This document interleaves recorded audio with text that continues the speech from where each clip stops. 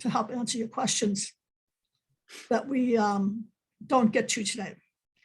So Janet and I came up with a presentation that is in keeping with the theme of the day, but again, it is not specifically designed to limit your choices to native plants. We do encourage, of course, the use of them from an economic as well as a environmental perspective. But the focus today is going to be on design. And design is a marriage of man and art and nature. We work together in Arlington, and as you heard this morning, we only have about 9% natural areas in our parks and other areas. And so it is imperative that the burden, that we take up some of that challenge of providing green spaces that feed and shelter and provide nurture to our native insects and birds. The fight against stormwater runoff is also real. And the need to plant trees to reach a 42% canopy goal also lies mostly in the responsibility of the goodwill of residential homeowners and managers. Work has to be done to increase the use of impervious surfaces like rooftops for growing natives and for being smarter about how we manage the land that we have stewardship over. We're going to start out today talking about the difference between a conventional and sustainable landscape design. And I think in the almost 15 years I've been here, there's been a huge change in how we think about landscape management and how we approach the use of the land that we have stewardship over.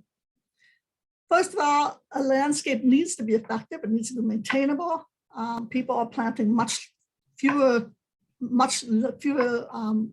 acreage of grass in favor of lawn grass in favor of other things. And the planet needs this. We need to move on and use our land in a slightly different way to make it be more and be all it can be to other creatures, okay? Conventional landscapes traditionally have required the regular application of water, drinking water, otherwise couldn't be conserved. We typically throw our garden trimmings away in a landfill instead of returning it to a compost pile or returning it to the soil. Fertilizers, synthetic, are typically needed to support healthy plant growth in this kind of setting because the soil and the organic matter in the soil is not sufficient to support healthy plant growth. The reuse of site structures and materials is not a priority, and we need to change that too. And of course, we need to keep water on the landscape. Designs are created in the conventional landscapes, often without regard for site conditions. And the design in a sustainable landscape is intimately linked to the place and its natural conditions, the soil, the water conditions, the light levels, and so on. So there's some things that we have to do, work that we have to do. And Janet and I had some discussions about what is a sustainable landscape, and that means different things to different people.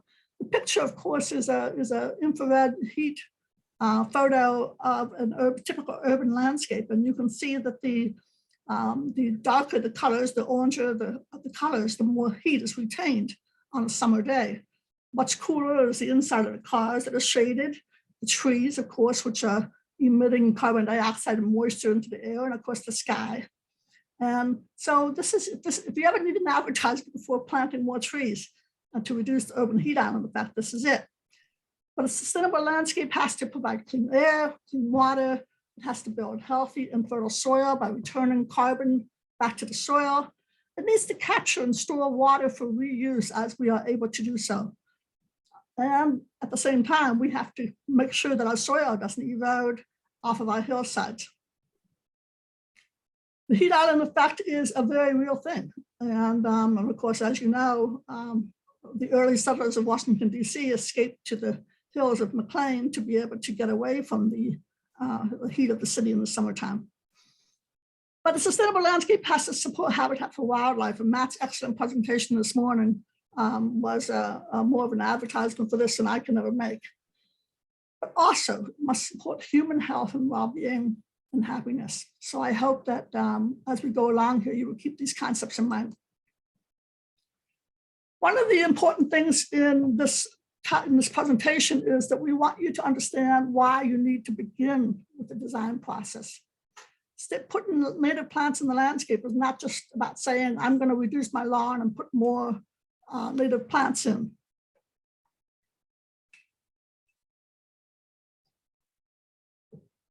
And it's also about building in and making deliberate choices about how we utilize the land and what we're going to do with it. We want to make sure that what you design will not only increase home value, but give you many years of enjoyment, as well as satisfy the needs of your family. One of the burdens of helping people, not burdens, that's the challenges of helping people, is that folks feel intimidated by this process and say, well, I can't do landscape design. Yeah, yes, you can. Yes, you can. You don't have to choose a professional to do this, but it helps sometimes to have a professional help you get started. We're here to tell you that you can do something like this, okay? You can make these choices and understand the steps. This presentation today is about how you are going to decide what to do with your spaces, what you're going to do with your resources, your financial resources, your time resources, and so on, to make sure that you are doing a great job with this landscape design business. First of all, we're going to talk about these principles. A landscape needs to be functional and useful for everybody in it. It should be visually pleasing and cohesive. The materials that are used should be used throughout the presentation of the landscape, and again, the flow of water and the amount of sunlight, the quantity of tree canopy, plant selections. Those are all choices that you have control over. And as we make these choices, we also have to keep in mind the environmental impact of them and what can be the best possible selection for the space.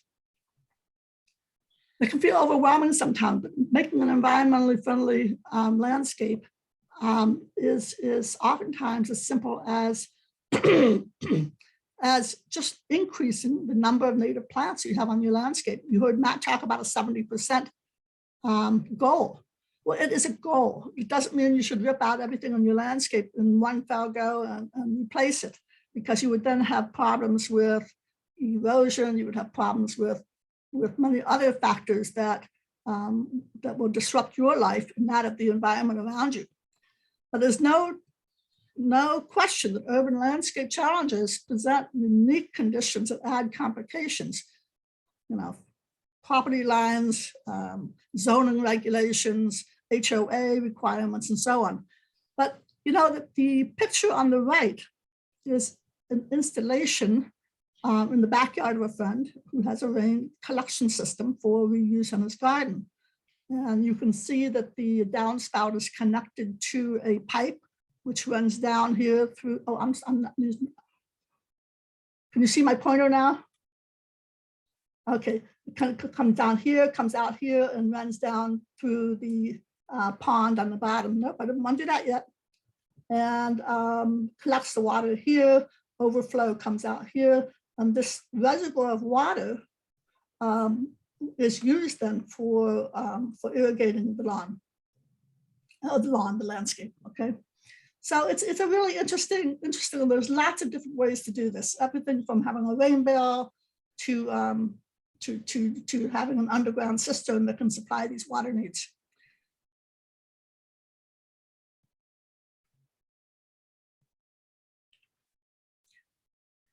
Okay, so it's really about being in harmony with nature. And what we are striving for is to make sure that the principles of landscape design are kind of a guideline, okay, a kind of a tool for you to use as you think about your landscape. The balance and unity, the scale and proportion, the repetition and rhythm, transition, focal points in line, and harmony. And you look at this landscape in the picture on the left here and think, oh, that's so nice. But this is not in reality what we would probably want to have in our home landscape, or even possible to achieve even, okay? but it's fun to look at and it's fun to think about how we might use these principles to establish the idea of harmony in the landscape. For example, in this picture, which is of a Japanese garden, you can see a very deliberate landscape design and some material selection and line placement that is designed to create a visually pleasing garden. Is it visually pleasing to you? It's visually pleasing to the designer. And that's one of the points we want to make here is that there's no one size fits all business here. But purposeful blending of the landscape with the architecture and the deliberate use of bioregional plant selections will get you a long way up the list of making decision making about the materials and the hardscape that you have to use. So the question is, when you look at a picture like this, or you see a home that has a beautiful landscape and you think, gee, I'd like to do that. How do we begin that process of understanding what we're looking at? When I was in business, I used to take customers out in my vehicle and say, you know, when the question came up, what kind of look do you like? Oh, I don't know, people would say, you know, let's go for a ride. And so we would go in the car and go for a ride and look at different homes and different landscapes. And people would say, oh, I like that, or I don't like that, or I like that. And then we would sit down and try to figure out, what is it about that landscape that you like?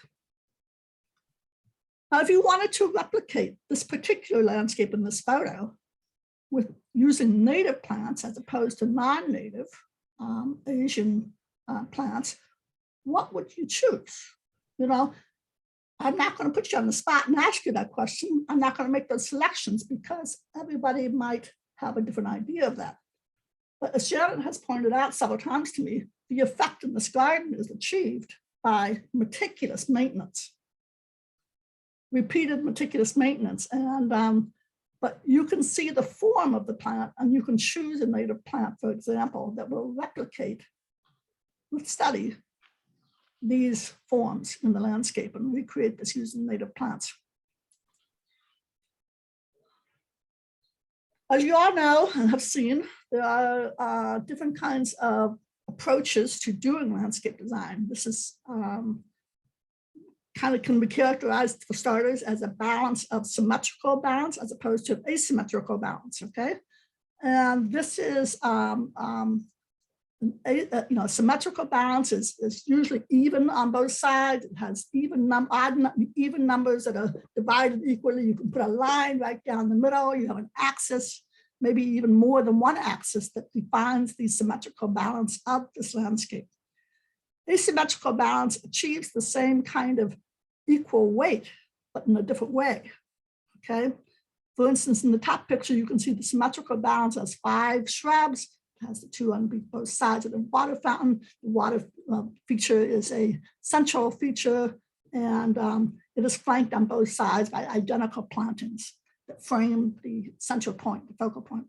The asymmetrical balance, by comparison at the bottom left, shows the same plant selections, but in a completely different arrangement. And that different arrangement allows you to achieve a balance that gives the weight of the water feature and compares it to the, equates it to the weight of the the tree on the right side and the arrangement of the shrubs. In the picture on the lower right, you can see this asymmetrical balance is achieved through numbers. Okay, you have one large tree here and other associated plantings balanced with a mass of plants on the left side. Okay, balance is part of what creates the pleasing effect when we look at landscapes. It's important to recognize. The reality is that most of us don't have enough room to do formal symmetrical gardens. The picture here on the upper left shows an entrance home that clearly wanted to identify the front door as the main focus of this landscape. So they have flanked it with identical plantings on both sides, shrub masses, And of course, balance on both sides, even at the corners of the house with plants that are equal. Now, behind that, it segues out into the broader landscape, but the front entrance of the house is rigidly symmetrical, as is the bottom picture on the left. The bottom picture on the left uses a focal point of a shed or a little structure here in the middle here with a walkway that forces people to move around and get around to see the design. I have a question for you about the picture on the right. The asymmetrical balance that is exhibited here is an interesting one to contemplate. You have, on the one hand, a typical suburban landscape. You've got a landscape with a tree on the corner, this weeping crab apple perhaps in the front, rocks that come up here and walkways. And my question to you is, does this picture appear to be balanced? In my mind, the answer is no. What would make this design, this asymmetrical design here, appear to be more balanced? I'm curious what your opinions are. Janet, can you put some stuff in, tell me what people are saying in the chat box? One person says flip it. Flip it. Okay, so put the crab apple over on the other side. Right? Well, okay. Any other ideas about how to make this picture, this scene more balanced? Kathleen says put another tree on the left.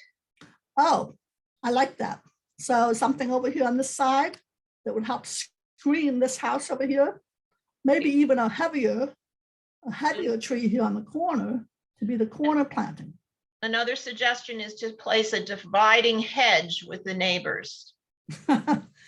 Well, that's a good idea too. And we all live pretty close together. And the idea of shared landscaping and shared views is an ideal to be established. Too often it is not achieved, but in a working relationship, a good shared visual landscape works for both neighbors. Thank you. Okay. Let's talk about scale and proportion for a second. On the upper left, we have the Taj Mahal or something like that. And we have an advertisement for a building that minimizes the landscaping, or at least has taken the landscaping at a very early stage of its development and placed it out here. Completely out of proportion to the size of the building. And obviously more trees are needed, and large trees, heavy trees and heavy plantings of trees would help balance this massive structure. Notice the asymmetrical, some aspects of the design are asymmetrical, but predominantly it is a formal approach with an attempt to maximize the grandeur of the building. On the bottom left is a picture of a poor little house that is surrounded by trees that were planted maybe 50 years ago that have gotten way out of proportion into size to the building. The ideal size would be for a corner planter would be about 2/3 the height of the structure. Taller trees should go towards the rear of the property. And of course, the lack of scale, the lack of attention to scale can make the place feel out of balance, the landscape design feel out of balance.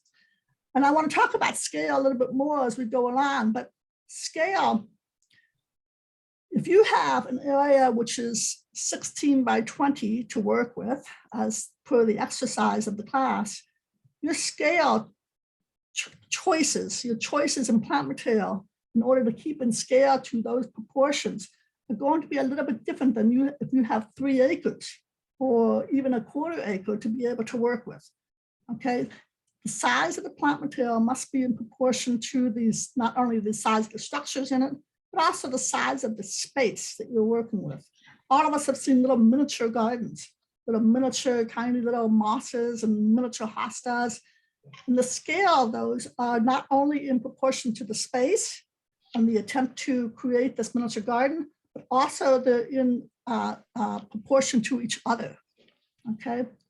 And plant selection should be you should be very aware of plant selection when you're doing design to make sure that the mature size is going to be in keeping with the scale of what you hope to achieve. Repetition and rhythm can be achieved in plant material, can be achieved in hardscape material, can be achieved with color. It can be achieved with forms of plants. And you can see on the picture on the left side, the forms of the plants, the rounded shrubs are repeated over and over and over and over again in the landscape. The colors are replicated, and of course the whole color tone is repeated throughout the entire landscape. Like it or not, I think it's a marvelous example of repetition in the landscape that shows a unified material, stone, being used throughout, a unified color, and of course a minimal amount of distraction from different kinds of plants that is in keeping with the style of the architecture. Okay. So the line pictures on the right is of an array of trees that, again, the rhythm, the repetition of the trees in the row of the trees is a pleasing way to draw people down a path and use the line of those trees to bring harmony and unify a scene. Those lines and those paths can also be points of transition. Some of the tips and tricks that you can employ to accommodate effective transition include moving from small to large plants, as in the upper left picture. You have a transition from smaller plants in the front to larger plants in the background, and it works. You know, it's going from a fine texture to a coarser texture to a much coarser texture in cases. And of course, this is determined also, the layout is determined by the background as well. There's no windows, you know, your doors, you have to take that into consideration too. Transition and lines and beds can take you from point A to point B, of course, you know, they are pathways. They are intended to move you through the landscape, and the transition of, say, for instance, the small to the large up here in this upper picture keeps the eye moving through that landscape and doesn't allow it to stagnate on that. Here in the lower right-hand picture, you have a very formal layout, which of course has pathways and transition that call you to move around the pathway and through that gate back at the back. It's not clear exactly if there's a focal point back there, but this gateway effect with the hedge is an invitation to come in that in some ways replicates the invitation from where you started. Here you have the arch, and here you have the reverse arch over here on the other side. Kind of cool, huh? So let's talk about focal points for a second. Focal points are, I want to say about focal points that they can be a very big asset in your landscape. That doesn't mean you need to put a chair or a tree or a piece of statuary or a bird bath in every part of your landscape. It means that you need to be aware of what the focal point is in your landscape. Essentially, a focal point asks a viewer's eye to stop and look and pause. It directs the viewer towards a future forward-thinking point in time and space. And in this case, in the picture on the left, you see the bench being the center focal point of this mass of azaleas around it, okay? Without the bench there, it's still an attractive planting, but it's just a mass of plants. With the bench there, there's a focal point. The picture on the upper right shows a lovely little statue of a girl in the garden, which is surrounded by bedding plants, and of course the massive green behind her. And that massive green provides a backdrop. What if you had a native deciduous holly there instead with all the red berries in the wintertime? That would focus as a change in texture. It would show in the summertime, it would focus as a change in color in the wintertime, and that massive green behind it would give you the backdrop for that focal point. So a focal point could be a tree, it can be a unique plant, it can be a piece of statuary, a bird bath, whatever you want it to be. But try to think about what do you want people to see, and where do you want people's eye to stop when they look at your landscape.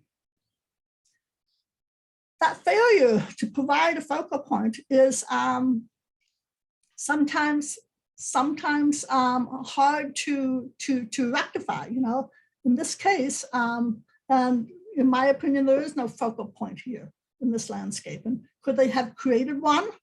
I don't know. What do you think? Where would you, if this was your front yard and your walkway leading out to your parking area over here, what could you do to create a focal point in this picture that will add harmony and cohesion to this image?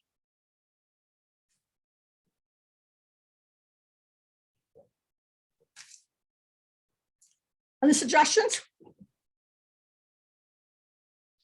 Benches. Benches. Okay. Water feature. Where would it go? Bird bath.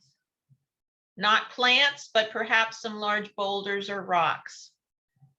Okay, all right.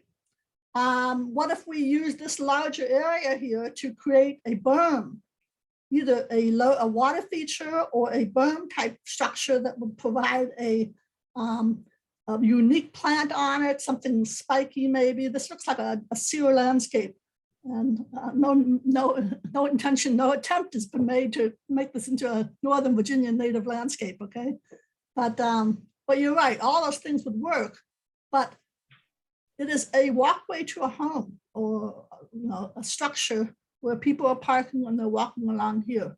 If you want people to notice a landscape, you have to give them something to notice. Okay, very good. Okay. This lovely photo here is from Omi van Sweden, New American Landscapes book. And if you're not familiar with Omi and van Sweden, they are considered to be some of the premier landscape architects in our country who have premiered a style of using native plants that is just breathtaking. And of course, they're working with very large estates in most cases with unlimited funds. But the work they have done is stupendously beautiful. And if you get a chance to see their books, please do so. But I want you to see, I chose this picture to talk about line and bounds and focal points, because you have this mass of green right here. Then you have a mass of the bee balm right here and grasses. The pathway comes up through the grasses and curves around. There's a patio, a wide space. And those wide spaces are pausing points. Those are places where people stop and look and listen before moving on. But the clear focal point, even if it's slightly indirect, is beyond all this stuff. The focal point is beyond. Your eye is drawn through the landscape, through the trees, to these houses and these doorways here. And the effect of creating this baffle is very powerful, because it gives you layers upon layers upon layers of masses that increase interest, visual interest. I've seen this done with masses of river birch, where people you could see the house, you could see the focal point through the trees, but you couldn't get directly to it. I've seen it done with service berries. So a kind of an island effect that people have to move around to get to where you want to go is a very effective way of using trees in the landscape. So let's talk about line, tips and tricks for lines. I want you to make deliberate choices when you do design work. Design work should be about saying, I want this effect and I want to create this and I want to know how to do that. But every line, every feature that I put into that landscape needs to be a deliberate choice. What am I doing and why am I doing this, okay? In this case, you have a pathway, traveling through to a focal point to another area. There's another area back here in the shade, right? And this, this pathway is informal. It's not intended for heavy traffic, but it works that way. It might also work as a means of collecting water. And I have installed dry wells underneath pathways like that in low places of gardens where water collected, there was no place for it to go or to run off to. So we dug pits and collected the water underneath pathways and used stone over the top. And that's one of the examples that we look at later. We'll be talking a little bit about that more.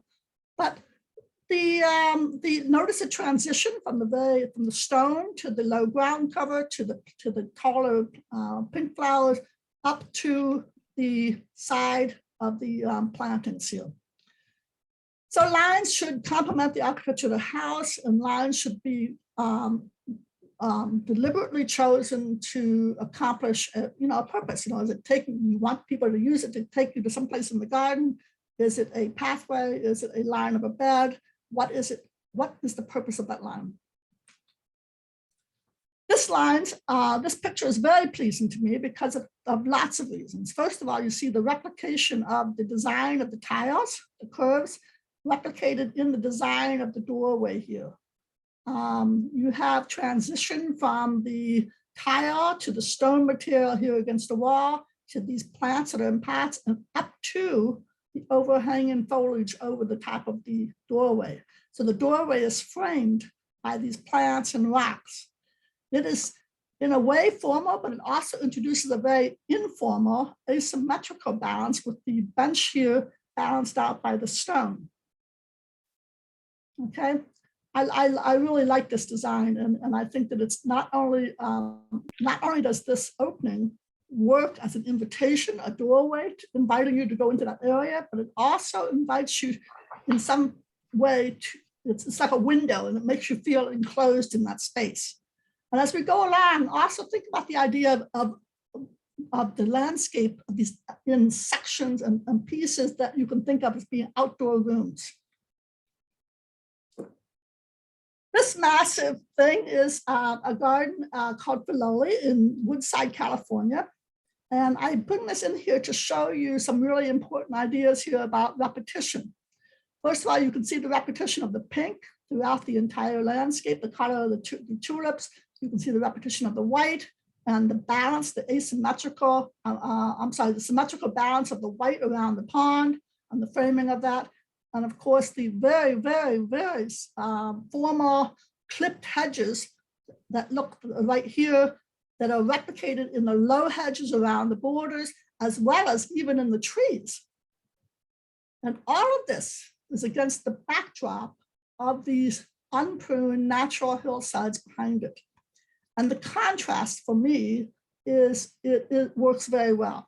This might not be your taste, but I think the contrast between this, the formal landscape, and the informal asymmetrical hillside around it is highly effective and makes for a very restful spot. Kirsten, I'm going to interrupt for a second and pose a question that comes out of a comment one of the attendees made in the chat box. Sure. And it has mostly to do with focal points. Okay. So back when we had the discussion about what could be done to the space that seemed to need a focal point, the question really is, do we need a focal point on both ends? One that looks from the garden or the driveway out in towards the house, and then another focal point when we're from the house looking outward into the garden or the landscape space? Well, the answer to that question, like so many of these kinds of questions in landscape design, is it depends. It depends what you want the eye to see. What do you want your visitor to see? What do you want to see when you look out your window? I've worked with a lot of people who describe what they wanted to do, and basically it consisted of doing these extensive beds around the house. And my answer to them is, who are you doing this for? Are you doing it for you, for yourself, or are you doing it for your neighbors? And if the answer is, if you're doing it for yourself, then let's put something out into let's make a bed that is focused out in your property in your property somewhere that you can enjoy the view from your home. So if you want to direct the eye and traffic in a certain way, you will make a focal point that is oriented to that pathway. Okay, no matter whether you have which direction that pathway wants to flow, the focal point will orient the eye and direct the eye and the person that is following it to where you want it to go. Now, beware of cluttering up your landscape. Be aware that you can use plants as focal points. It doesn't have to be a piece of statuary or a light or something like that. It can be a plant. I encourage you to think about that, because if you're in the mode of putting native plants in, and you just want to put a native plant in that is going to be that special one focus point, that's a perfectly good way to do that. Okay, so you can replicate it here with the hardscaping and with furniture. Notice a replication of the lines, the hard lines of the bamboo and so on. Okay, invasive plants. Now, okay, let's talk quickly about the bones of a garden. And that's a concept that was pretty popular in the garden magazines. And I really like this series of slides because it talks about what is the structure that you're going to hang your landscape on. Now, this is a semi-formal, semi-asymmetrical also garden that is a backyard type setting. So you can see the hydrangeas, you can see the little boxwood hedges here, the vertical pyramidal trees here. So what are you looking at when you look at that picture? What are the lines that you look at? Here, this is what I see when I look at this picture. I see the lines that are formed by the walkway edges. I see the little hedgerows. I see the vertical elements of the evergreens. I'm gonna go back to that first picture again and show you again. See it again? There's the lines, okay? So the structure and the lines, this is why we start with design, because we want to set those lines and those shapes and those forms before you ever choose plants to put in there. So there it is without the plants. And you can see that there is a very symmetrical balance to it in this form. But if you go back to the original picture, you don't see that symmetricality so much once the plants get in there. But what you have now is you have what's called the bones of the garden. Okay, and the bones of the garden are very important in the wintertime and in seasons when there's not so much to look at. The bones form the lines, and the forms that form the outline of your gardens are going to be what carries you through the next season. Okay? Make lines work for you. As many of you may be living in very small townhouse type situations. You need to make those lines work for you. If you only think in terms of left and right and forwards and backwards, you will not have as much space to work with. If you turn your designs on a diagonal, you will end up with spaces that work much better, especially in asymmetrical design, going from one space here to this space to this. The eye moves from here to here to here, and then up to this patio area. Over here on the left, you have the same sort of situation. You've got an entrance here.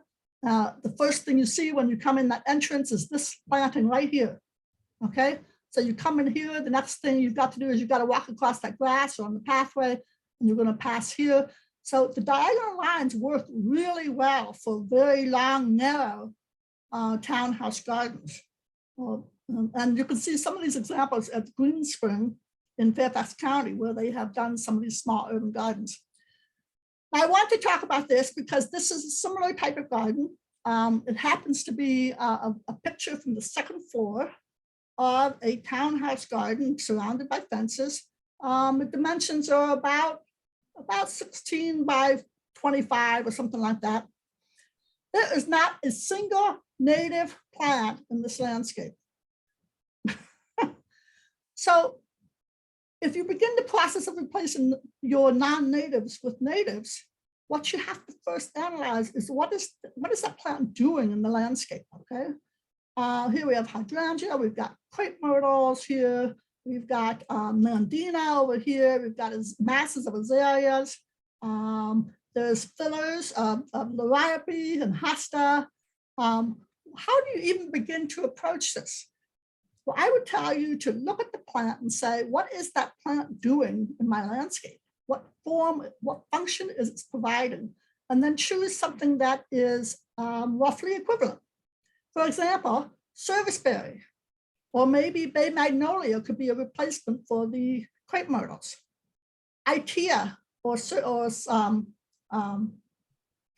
Itea or red twig dogwood would be a great replacement for the azaleas and the nandina. Okay, they have similar sizes, similar forms, not exactly, but similar forms and sizes, and certainly similar interest. Foam flower, tiarella, or one of the other small, of the many small ferns like filler plants could be used to replace liriope with. Solemn seal is a beautiful, beautiful plant in the mass that would give you the same variegation in some cases from the cultivars as the hosta.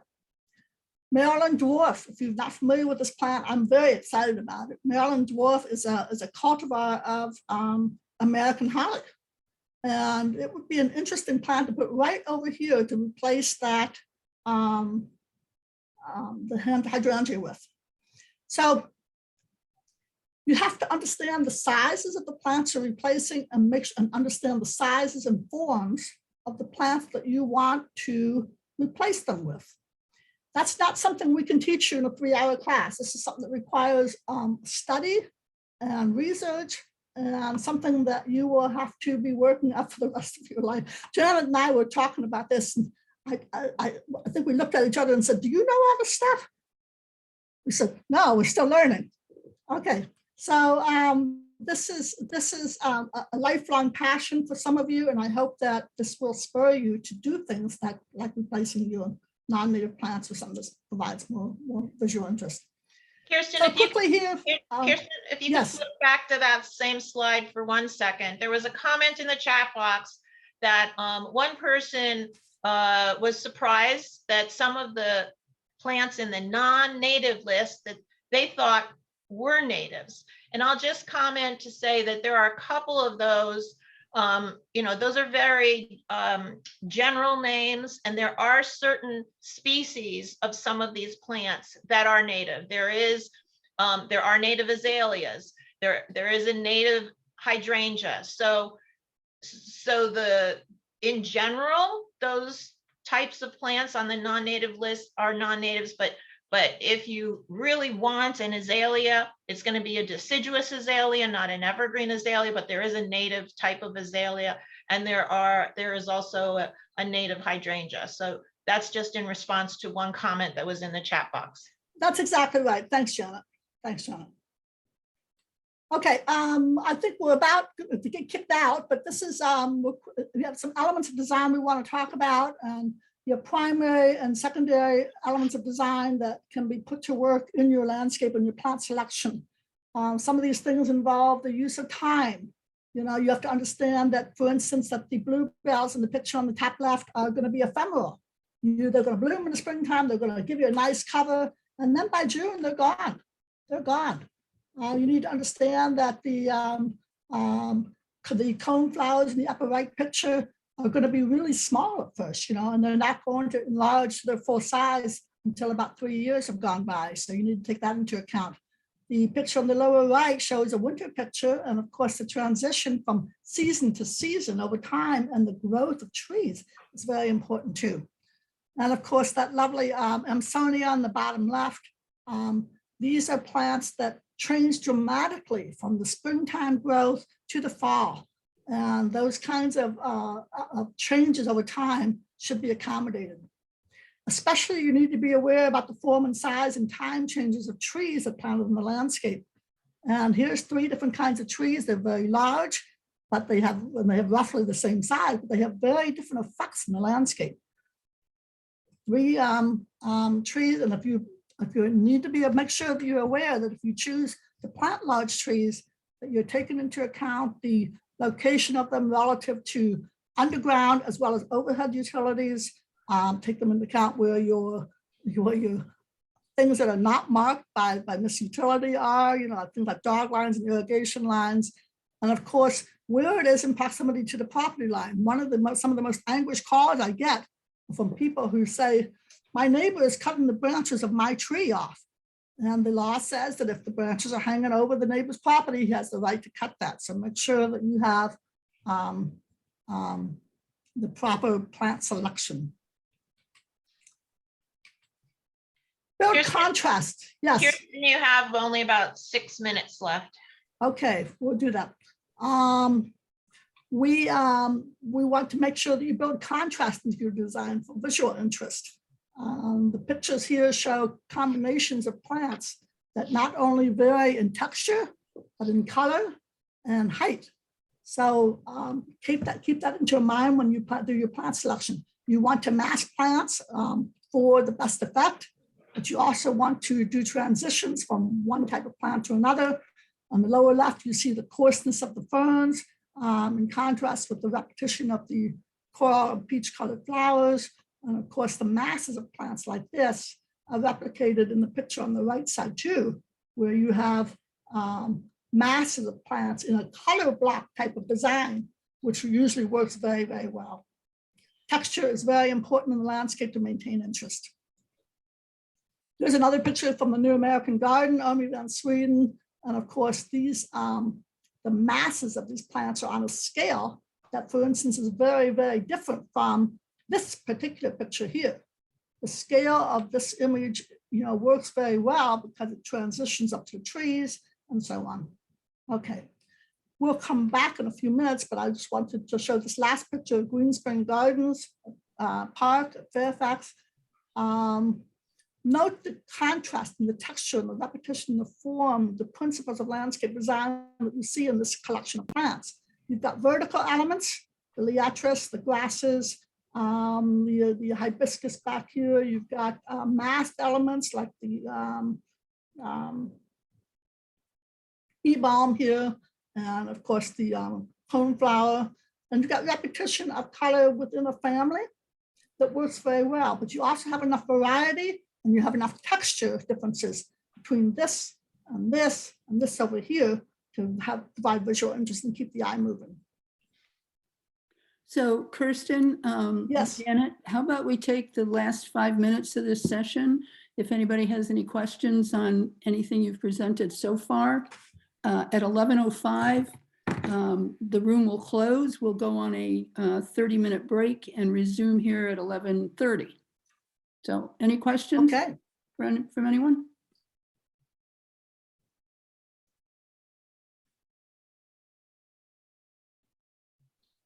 I don't see anything popping up in the chat unless somebody is typing something.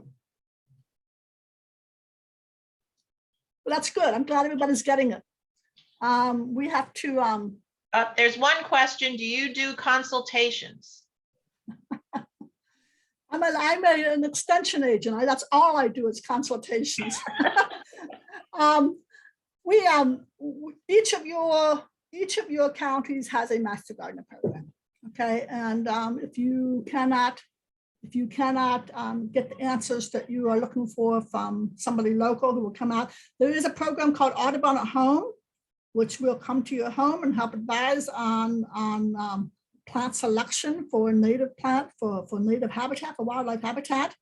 Some other master gardener programs do have programs where they come out and do lawn work with you. Prince William County does that. Can help you, advise you on how to reduce the amount of lawn you're maintaining. I've said before, I'm happy. Everybody has my email address. So you're always welcome to contact me or to contact the Master Gardener Help Desk. And Janet's going to put the Master Gardener Help Desk information in the chat box, which is for our next session. There is a question about whether you're going to be finishing after the break. And I think it's just to clarify, this particular session is a 3-part session. So we actually aren't going to finish until 2 o'clock. We've got a lot more slides to go through, and we'll intersperse it with questions. And then at the very end, we have 2 case studies based on information that was submitted by 2 of you. So we will be continuing. There's not really an end until we get to about 2 o'clock. Thank you. See you after break. So one more question I'll just squeeze in, actually, that kind of goes to your next slide on color, Kirsten. If, Okay. the question is, in what instances would you use hot and cool techniques? I'm sorry, one more time. In what instances would you use hot versus cool techniques? Oh, well, that's a good question. You know, if you have a very large space that you want to bring closer to you, if you have a long, narrow landscape and you want to foreshorten that effect, you would use hot colors at the distance, at the far distance, to be able to draw that in closer to your eyes. You know, it doesn't, you know, it's psychological, you know.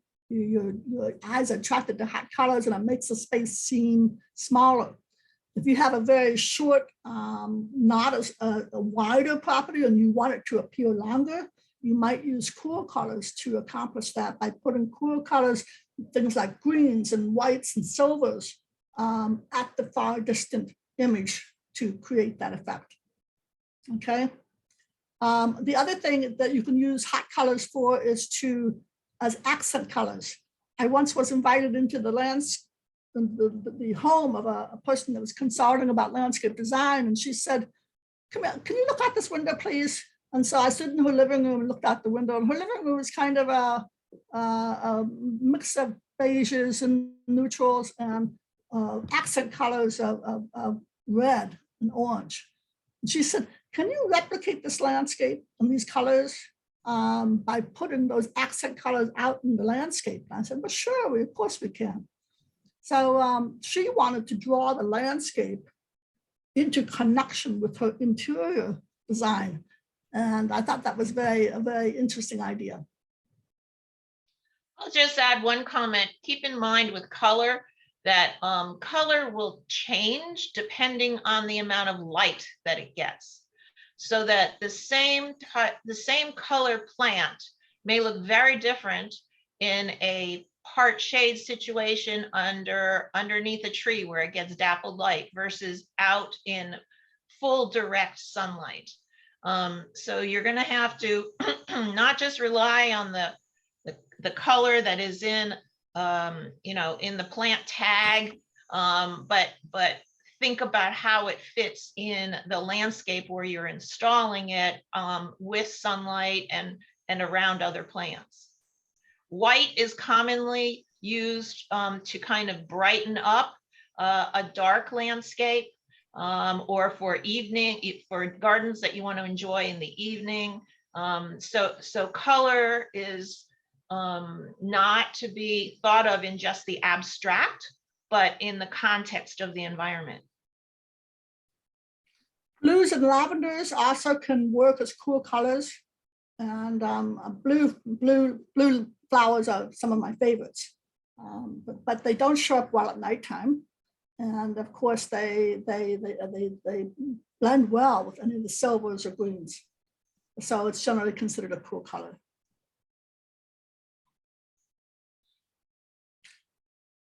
Okay. We need to close out. We'll come back. I thought the rooms would that Robert would automatically close the rooms. So if you want to keep chatting, I can tell you when it looks like the room's going to shut down if you like. Okay. All right, we go on. Some more elements to bring into the landscape include sound and motion. And the sound of running water, as you all know, is a powerful, attracting, and just that sound can be kind of a focal point for your garden. Where is that sound coming from? Of course, there's a visual element to it too, but the sound of running water is a very powerful addition to the landscape. And of course, If you've ever had a mountain mint or another plant that attracts a lot of insects to visit, good on you. But that color and that sound can add a lot of benefit to interest to your landscape. Motion, the sound of the motion of grasses blowing in the wind is also very effective. Okay, touch and fragrance are another secondary elements that can be deliberately added to your landscape. You've got the bark texture, you've got the texture of stone. The bottom left picture shows Muhlenbergia grass at the U.S. Botanical Garden. And that you just want to go out and touch that. You want to run your hand through it. It's so beautiful. If you use plants for aroma, if you want the scent in your garden, you need to be aware that the plants, like the herbs, can do that for you, but they do best in full sun. And so the use of them in the garden is to release the aromatic oils which are in the leaves. There's nothing like the witch hazel that blooms in the springtime for the early flowers. And of course, that scent can add a whole nother element to the appreciation of the garden. Okay, we're gonna segue here into a little tiny area that I'm very interested in, which is the rule of thirds. And if you have had any kind of training in photography, the rule of thirds talks about how we proportion images that we look at in a camera screen. And of course, the rule of thirds is based on the 2/3 to 1/3 ratio. And it's a very good training for good photography if you're interested in that. But this is all based on something called the golden ratio, which was known by designers in the Middle East. Moors, Hindus, Da Vinci used it. Le Corbusier, the architect and designer, used it for many of his work. And basically, it holds that the golden rectangle, which is the proportion of 1 times 0.618, which is roughly 1 to 2/3 or 3 to 2/3, is a pleasing to the eye and harmonious to many people. This is replicated in things that we see every single day. Index card, rug sizes come in these golden rectangle dimensions, okay? This is a ratio of 1 to 0.618. The human face is often the pleasing proportions are, 1/3 and 2/3, okay? And it is based on something called you can express it mathematically in the Fibonacci series, which is the series that goes, it says you add 1 to the one before it, you get 2, and 2 plus 1 is 3, and 3 plus 2 is 5. And the series creates a spiral.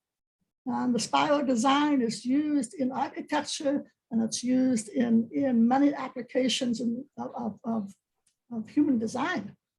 And that's because it's replicated in nature over and over and over again.